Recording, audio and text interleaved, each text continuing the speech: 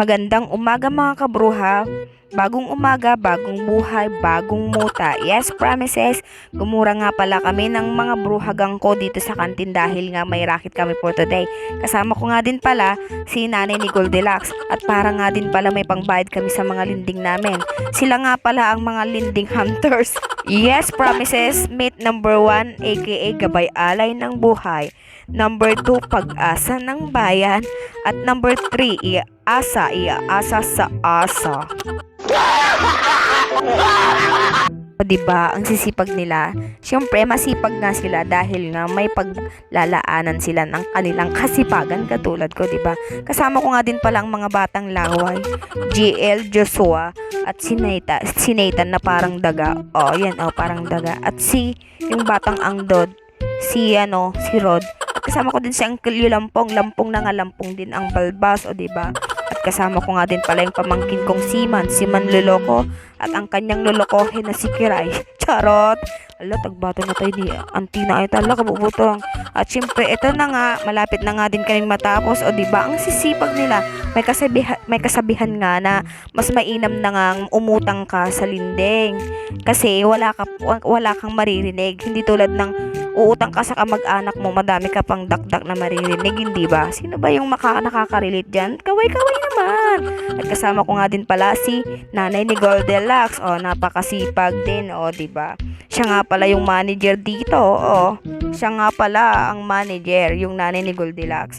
At medyo pagod na nga din yung mga chikiting namin at yung magjowa doon, o.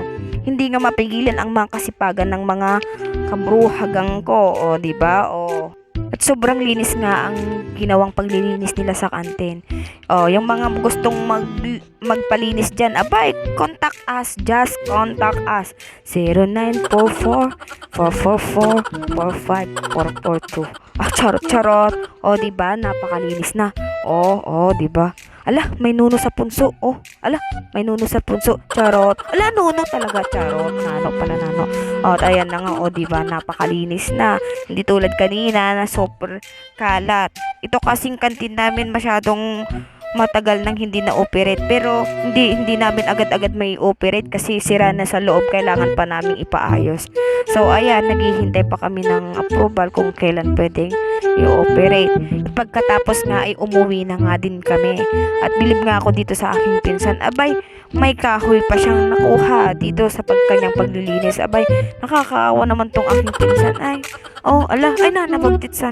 Nabagtit. Sinating nabagtit. At nasalubong nga namin itong mga pusang gala. Pusang bakla. Sumayot.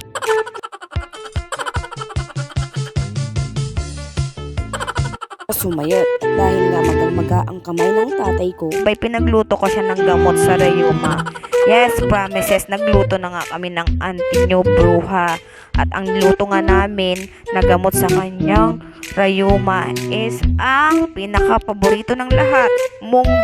Munggo di magical. Naalis ang rayuma ng mga matatanda. Charot. At ayan na nga, diba, ang dami niyang mga bulong-bulong na sagpaw. Paluto na nga ng paluto dahil nga libre yung ulam namin for today. May upa na nga kami, libre pa ulam. Salamat nga pala sa mga amo namin sa kantin. Napakabait ninyo. Yes, promises, napakabait ninyo. Kabaligtaran. Charot.